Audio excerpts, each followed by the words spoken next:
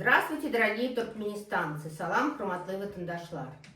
Сердар, я к тебе обращаюсь и к твоим холопам, которые курируют правоохранительные органы. Вы что там сидите и получаете просто так зарплаты? У тебя абсолютно некомпетентные сотрудники. Поэтому я сейчас покажу, как надо разбираться в вопросах, где вы сами являетесь соучастниками. Вы о каком законе можете вести речь, если у нас нет государства, а все, кто живет в Туркменистане, рабы, которые выполняют ваши прихоти и приказы? За это ваше дерьмо еще и несут ответственность ценой своих жизней. Сердар, ты вообще кто? Ты хоть что-то умеешь делать? Хотя бы следить, что происходит у тебя под носом твоим. Так вот, продолжая тему о вопиющем преследовании Базаровой Джемал, я продемонстрирую вам конкретный пример коррупционной схемы, вопиющего насилия и давления, с которым сталкиваются женщины в Туркменистане, особенно матери-одиночки, вовлеченные в принудительные товарно-торговые схемы в системе потребсоюза Лебапского вилаята. Речь идет о бывшем продавце магазина номера 3 Мирдане Хайрулаеве, 1994 года рождения, из отдела торговли, где реализуется подсолнечное масло, сода, мыло, сигареты, импортные товары, поступающие в потребсоюзовскую базу. Ее отец Хайрула на тот период работал заведующим импортного товара этой базы. Кроме того, Мирдан связан с высокопоставленными чиновниками. Его родственник работает в Генеральной прокуратуре, так называемый Атаев. Благодаря этим связям Мирдан и другие участники схемы чувствуют себя безнаказанными. В этом маниакально-порочном деле страдает только мать-одиночка Базарова Джемал, начавшая работу 19 апреля 2024 года в госмагазинах номер 58 и 48, проработавшая всего 5 месяцев, и на которую умудрились повесить растрату на сумму $41 тысяча. Ей навязали реализацию сигарет целыми коробками. Это при том, что за день больше 10 пачек сигарет не проходит по реализации. Зачем ей отпускали со склада за раз по несколько тысяч пачек? Это знает Зафар Сапаров, заместитель начальника конторы Райпо и главный бухгалтер Райпо Анвар Хамраев. В конце лета 2024 года МВД Туркменистана конфисковало 8 фур сигарет иностранного производства марки Голд, Милан и Форме. Этот товар распределили по торговым организациям всех вилаятов. Цена одной пачки этих сигарет на черном рынке от 80 до 90 манат за пачку, то есть $4-5. В Лебапский вилаят также прислали этот товар 6 августа. Замдиректора Черджовского райпо Зафар Сапаров собрал завмагов и предупредил всех, что поступают в реализацию вилаята иностранные сигареты, которые следует продавать по цене 55 манат, так как туркменские сигареты «Шаммы» продаются по этой же цене. Но было строгое указание о том, что на каждую пачку иностранных сигарет в нагрузку обязательно надо продать пачку сигарет от «Шаммы» по той же цене. Министерство национальной безопасности вилаята и ОБХСС МВД ежедневно требовали сообщить об остатке импортных и туркменских сигарет по телефону. А раз в неделю они сами приходили и считали остатки сигарет. Однако Зафар Сапаров и два начальника отдела Райпо Бейбетов Интизар и Бегенч вывозили часть импортных сигарет и продавали их через частные каналы по 75 и 80 манатов. На момент проверок сотрудников Министерства национальной безопасности Вилаята и УБХСС МВД разницу нереализованных туркменских сигарет по сравнению с импортными уже отправляли в магазины «Джамал». Вот тогда, несмотря на низкий спрос, Зафар Сапаров и Анвар Хамраев отправили 10 августа 2024 года «Джамал» 4 коробки туркменских сигарет, которые «Джамал» смогла реализовать через частных предпринимателей и вернула полностью стоимость товара. Потом ей отправили 9 коробок таких сигарет, и она снова все сигареты помогла реализовать и вернула стоимость товара бухгалтерии Райпо. Но у Зафара и Анвара аппетит разыгрался, и Джамал привезли 13 коробок таких же туркменских сигарет 15 августа 2024 года. Несмотря на все трудности, Джамал и в этот раз реализовала весь товар и полностью вернула бухгалтерии стоимость товара. Джамал было трудно постоянно реализовывать все нарастающий объем табачного товара, и она отказывалась далее принимать на реализацию непомерные объемы и табачного товара. Но, несмотря на это, замдиректора Райпо Зафар Сапаров в приказном порядке заставил ее принять 17 августа 2024 года и расписаться в фактуре за 17 коробок туркменских сигарет, то есть 8500 пачек, не пользующихся спросом сигарет на реализацию. Для Джамала это была абсолютно непосильная задача, и она сказала об этом Зафару.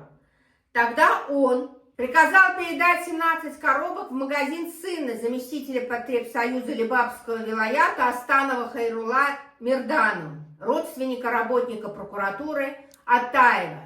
Джамал потребовала переписать фактуру на имя Мирдана Хайрулаева, но замдиректора Райпо Зафар Сапаров сказал: «Мирдан тебе поможет реализовать, а ты, Джамал, принесешь деньги в контору и отчитаешься». Фактически, замдиректора Райпо Зафар Сапаров подобным устным приказом реализовывать бесфактурный товар толкал на преступление сына заместителя потребсоюза Лебабского вилаята Мирдана.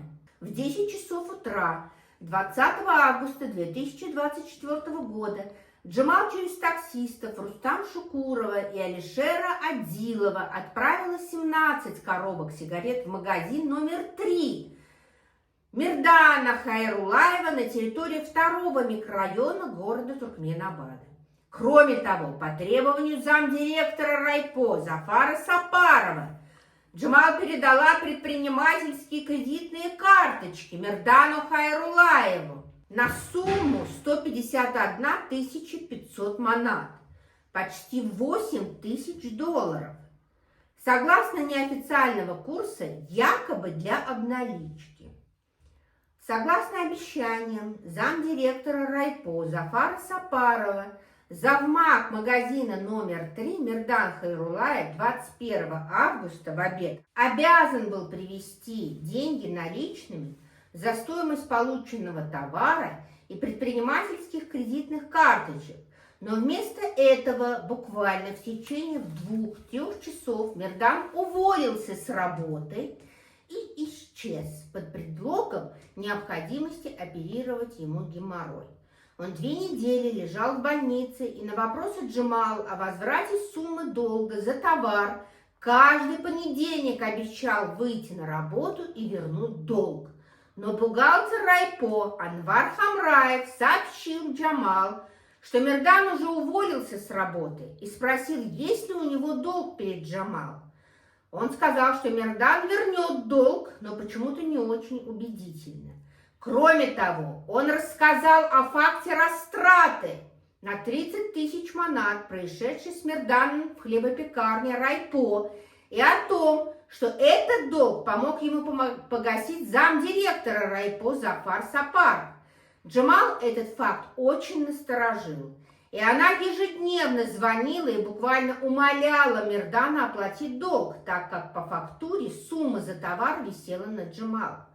Тем временем председатель райпо Азат Эргешев 2 октября 2024 года приказал провести ревизию в магазинах Джамал 58 и 48 магазинах.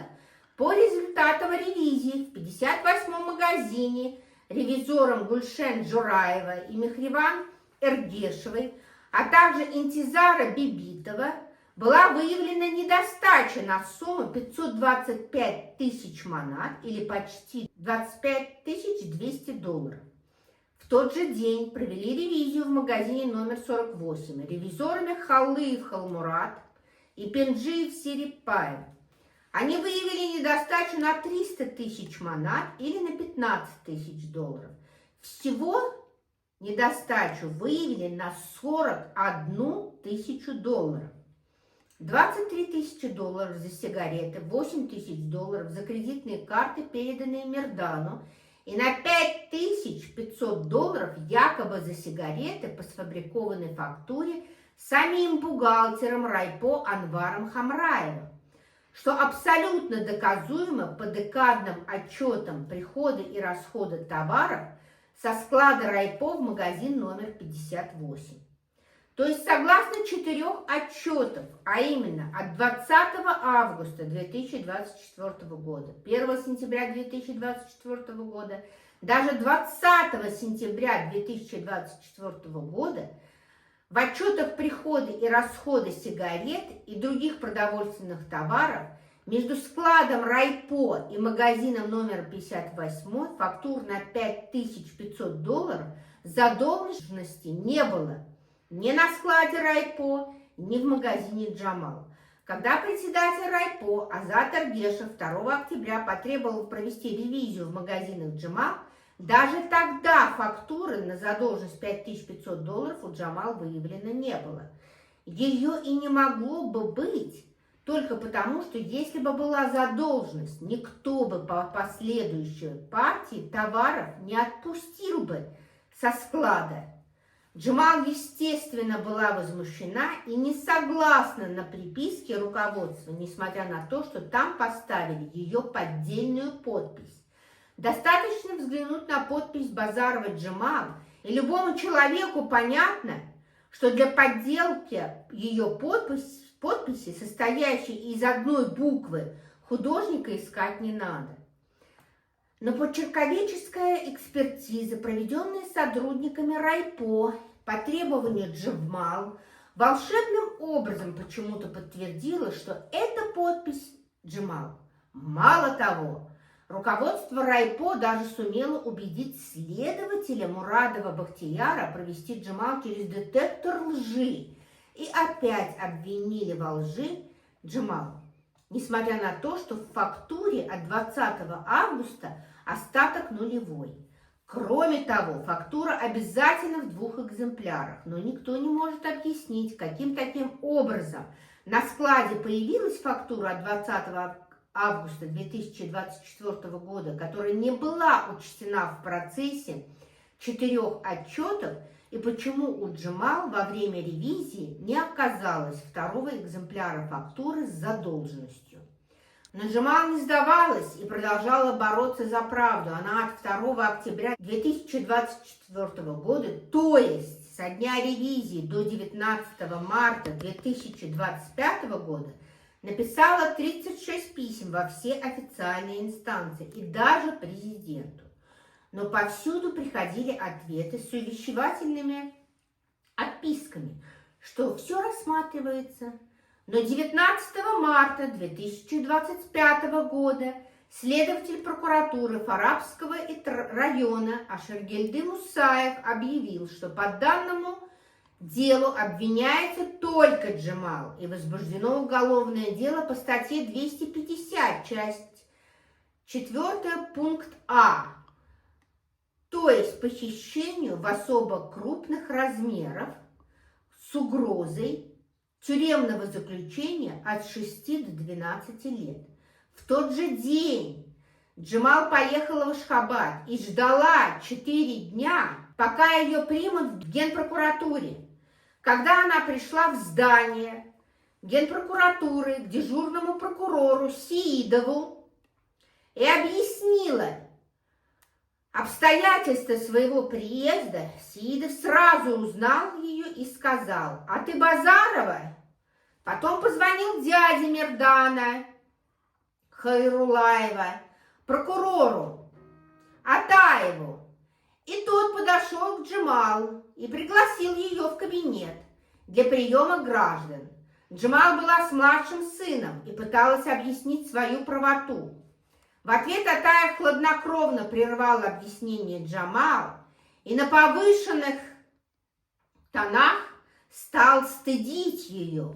Он сразу сказал, что на Джамал возбуждено уголовное дело, которое под его контролем. Он все более распылялся и стал угрожать ей, упрекая ее в том, что она приехала в Генпрокуратуру с ребенком и требуя немедленно вернуться в Лебабский вилаят, а иначе якобы Джамал закроют и не посмотрят на то, что она с маленьким ребенком. Потом Атаев позвонил в вилаятскую прокуратуру Лебаба и связался с вилаятским начальником следственного отдела Аразовым и стал отчитывать его, требуя объяснить, на каком основании Джамал разгуливает по Ашхабаду с ребенком, при том, что на нее возбуждено уголовное дело. Почему он якобы не предупредил Джамал, что она не имеет права покидать границы города, если на нее возбуждено уголовное дело? Он орал, но Джамал не уехала и осталась в Ашхабаде, и 25 марта в 10 часов утра пошла к президентскому дворцу. Но ее солдаты стали упрашивать, чтобы она побыстрее ушла от дворца, заверяя, что прием граждан осуществляется на Арчебельском Шайолы. Тогда Джамал вышла и пошла в Гёкары, Гюзек-Чилик, но и там ей объяснили, что они не рассматривают гражданские дела, и даже если Джамал напишет жалобу, они переправят жалобу в Генеральную прокуратуру. Потом Джамал доехала на такси до Арчебельского Шайолы в здание Меджлиса, однако и там тоже стояли солдаты, и пройти было невозможно. Но Джамал обошла здание, и один солдат объяснил ей, что рядом находится Министерство Адалат, и якобы президент общается с ними. Джамал пришла в Адалат, министерство, но они не принимали в тот день, а сказали завтра, то есть 26 марта, в среду, приемный день. Джамал на следующий день вновь приехала в Министерство Адалат. Там ей указали, что нужны копии материалов расследования, и чтобы она их привезла. Джамал вернулась в Лебаб, но уже 27 марта ее вызвали в прокуратуру Фарабского и Трапа и потребовали уплатить накрученный на нее иск, если она хочет остаться на свободе. В тот же день Джамал забрали в вилаятскую прокуратуру к следователю и куратору Чарджусского и Трапа Арунову Эркину. Как только Джамал в сопровождении фарабских прокуроров переступила порог кабинета, прокурор Арунов стал орать на Джамал, упрекая ее в том, что она как курица с обожженными лапами мечется по стране вместо того, чтобы возместить иск. Джамал ответила Арунову, что она имеет право защищать свои права и что она не курица. Арунов сказал: попробуй еще раз выехать за пределы города, увидишь, что с тобой сделают. Мне этого и надо. Выйди вон из кабинета и жди снаружи, сказал он. Потом Джамал привели к начальнику следственного отдела прокуратуры Уразову. В отличие от предыдущих следователей, Аразов спокойно выслушал Джамал и сказал, что суд даст ей отсрочку на 6 лет, так как ее младшему сыну младше 8 лет. То есть в течение 6 лет Джамал должна возместить накрученный иск. Даже обнадежил, что если Джемал с чем-то не согласна, то он поможет объяснить. Но больше Джемал так и не смогла пробиться к Аразову. После этого Джемал сообщила о своей проблеме нам, и все вроде бы притихли. Но 15 апреля в арабской прокуратуре сказали, что будут просить отсрочки исполнения наказания Джамал на 6 лет. При этом активно выпытывали, кто отец младшего ребенка, и что суд сделает так, как прикажет прокуратура. Все, в принципе, понятно, но почему и ради чего руководство Либабского потребсоюза решились на такую очевидную мошенническую схему с хищением на сумму 41 тысяча долларов? И почему повесили этот иск на совершенно не получившего никакой выгоды, кроме проблем, оскорблений, унижений и угроз, на мать-одиночку, женщину с 2 детьми Базарова Джемал? Давайте посмотрим на события, последовавшие после отстранения от работы 2 октября 2024 года Джемал, и через 7 месяцев, 19 марта 2025 года, после возбуждения уголовного дела на нее по статье Уголовного кодекса 250, часть 4, пункт А, то есть за госхищение в особо крупных размерах, расправу над матерью-одиночкой устроили неспроста. Ей все время напоминают, что у нее 2-летний ребенок, что она мать-одиночка, и ей дадут отсрочку исполнения наказания на 6 лет. Законно возникает вопрос, кто выгодополучатель от этой мошеннической схемы, кто бенефициар. И почему крайней должна быть Джемал и страдать? Джемал уже 8 месяцев без работы, и она не купила себе машину или дом.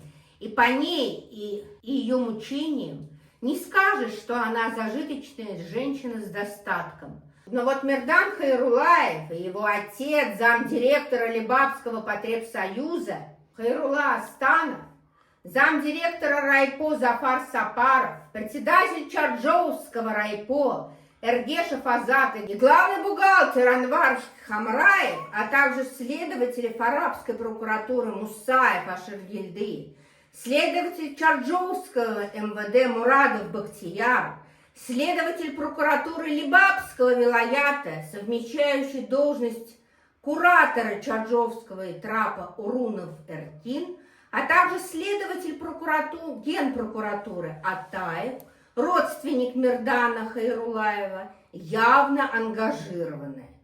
Все поют в унисон, как будто сговорились. Начнем с Мирдана Хайрулаева, получившего по указанию замдиректора райпо Зафара Сапарова 17 коробок сигарет и кредитные карточки для предпринимателей без фактуры на его имя 20 августа 2024 года. Он под предлогом лечения геморроя уволился с работы. Сразу возникает вопрос, почему не взял бюллетень по болезни, а прям уволился, якобы по болезни. Мало того, он раньше жил и был прописан в Буэнос-Айресском Итрапе, но через 2 месяца после увольнения, когда следователь Чарджовского МВД Мурадов Бахтияр вызвал его на допрос, где уже была Джемал Базарова, он был прописан в городе Туркменабад в микрорайоне Махтум-Кули. Следователь Мурадов Бахтияр спросил его: «Ты что, квартиру купил?» Мирдан ответил утвердительно. Сидевшая рядом Джамал тут же спросила, откуда деньги на покупку квартиры. Но Мирдан промолчал, а следователь даже не обратил внимания на тот факт, что Мирдан избегает ответа на законный вопрос Джемал. 4-комнатные квартиры подобного типа в том микрорайоне стоят минимально 20 тысяч долларов. К тому же, до того, как Джамал отстранили 2 октября 2024 года, от работы у Мирдана не было никакой машины.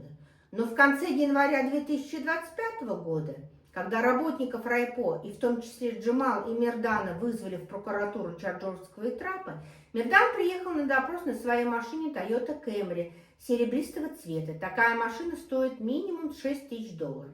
Джамал задала вопрос прокурору Чарджурского и Трапа Беглиева о том, на какие деньги у Мирдана новая квартира и машина. Но Мика Беглиев даже не обратил внимания на наводящий вопрос и продолжал кричать и запугивать Джамал.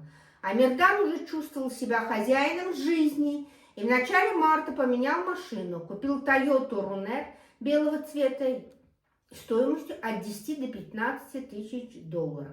Не отставал от Мирдана и замдиректора Чарджурского райпо Зафар Сапаров, приказавший Джамал отдать товар на сумму 23 тысячи долларов без фактуры. Он тоже сменил в феврале 2025 года свою машину Toyota Camry на Toyota Avalon золотистого цвета стоимостью примерно 6 тысяч долларов.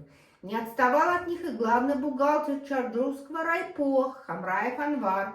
Он, как только Джамал отстранили от работы 2 октября 2024 года, поменял свой Lexus на Эрик Джип Lexus стоимостью 20 тысяч долларов. На этом не остановился и в марте 2025 года купил Lexus коричневого цвета, примерная стоимость 14 тысяч долларов. Как заявил сам Анвар Хамраев, предыдущую машину он якобы подарил своему отцу. В этом деле много вопросов, и в том числе к лицам, отвечающим за учет движения товарно-материальных ценностей. Как бухгалтер Чарджурского райпо Хамраев Анвар с официальной зарплатой в 2000 манат, примерно 100 долларов в месяц, обеспечивает семью с безработной женой и 2 сыновьями не старше 10 лет. Старший сын 10 лет. Инвалид, младшему 2,5 года. За счет какого источника эти суммы на машины, которые меняет как перчатки? Те же самые вопросы можно задать всем вышеперечисленным. Но следователи Чарджурского МВД Мурадов Бахтияр и следователь Фарабской прокуратуры Мусаев Ашаргильды 29 марта 2025 года вызвали на допрос человека, с кем живет Джамал Базаровой, Азиза Рахимжанова и свидетелей таксистов, перевозивших сигареты из магазина Джамал в магазин Мирдана. Первым они стали допрашивать Азиза и спросили, на какие деньги и откуда у него белая машина BMW 90-го года выпуска. Азиз тут же дал показания, что он выкупил эту машину в рассрочку на год, заплатив аванс 1000 долларов. Остальную сумму в 1500 долларов Азиз должен вернуть. Азиз работает строителем по евроремонту и таксует после работы. Но следователи Мусаев, Ашельгельды и Бахтияр Мурадов только посмеялись и заставили оставить машину Азиза на стоянке ГАИ Фарабского района и забрали техпаспорт, несмотря на то, что Азиз и Джамал просили вызвать на допрос хозяина машины. Машины таксистов вернули после нашего первого выступления, но до сих пор машину Азиза не вернули с намерением включить стоимость машины в накрученный иск против Джамал Базаровой. Уже 18 дней машина стоит в ГАИ без всяких объяснений со стороны следователей. Каждый день Джамал обращается к Мусаеву, но он отвечает одной фразой «завтра». И даже на завтра, 17 апреля, следователь Мусаев ответил Джамал по телефону «завтра». А теперь скажу открыто. Страна превратилась в преступное государство. Сердар, когда твои двоюродные братья так называемого президента свободно продают все, что им нужно, а конкретно сигареты, через государственные магазины, и вся эта продажа контролируется Комитетом национальной безопасности, о какой справедливости может идти речь? Сердар, ты вообще в своем уме? Что вы устроили со своим отцом? Вы сами видите, во что превратилась страна? О какой законности можно говорить, если во главе стоят преступники? Вы преступники, и в этих мошеннических схемах вы еще и хотите найти крайнего. Что вы творите? Следователи, вы не мусульмане, вы отродье безбожное. У вас ничего не осталось святого. Вы вешаете все на Джамал, при том, что изначально не было никакой справедливости. У вас абсолютно некомпетентные сотрудники. И это я тебе говорю, Сердар. Кто у тебя возглавляет прокуратуру? Кого вы посадили? Этого Атаева в Генеральную прокуратуру, который может орать на женщину, как колхозный ишак? Или этого придурка Урунова, который оскорбляет Джемал, сравнивая ее с курицей? А сам ты кто? Урунов? Петух из прокурорского курятника? Эти два идиота, Мусаев и Мурадов, кроме как угрожать этой бедной женщине, ничего не умеют. Почему Мердан не привлекается к ответственности? Почему не привлекает всех тех, кого я назвала выше? Что тут непонятного, скажите? Мы это уже все проверили и видим, как и что было на самом деле. Вы закрываете глаза на все это, потому что у Мердана родственничек сидит в Генеральной прокуратуре. У вас все так. Один другого покрывает, а народ бедный, рабский народ, должен нести ответственность собственной жизнью. Люди, посмотрите на этот произвол. Сколько еще вы будете терпеть этих изуверов, этих убийц, которые отнимают жизни у народа? Они все твари во главе с этими двумя уродами, отцом и сыном. Вы же сами видите, им никто не нужен. Все, что они делают, на благо своей проклятой семейки. Мы все эти факты представим на всех международных платформах и покажем, как клан Бердымухамедовых с помощью своих силовиков издеваются над беззащитными женщинами. Это увидят и представители ОБСЕ, и международные представители ООН. Народ имеет право. Халкın hakkı var. Adam diyordu, adam diyordu, aklına neydi?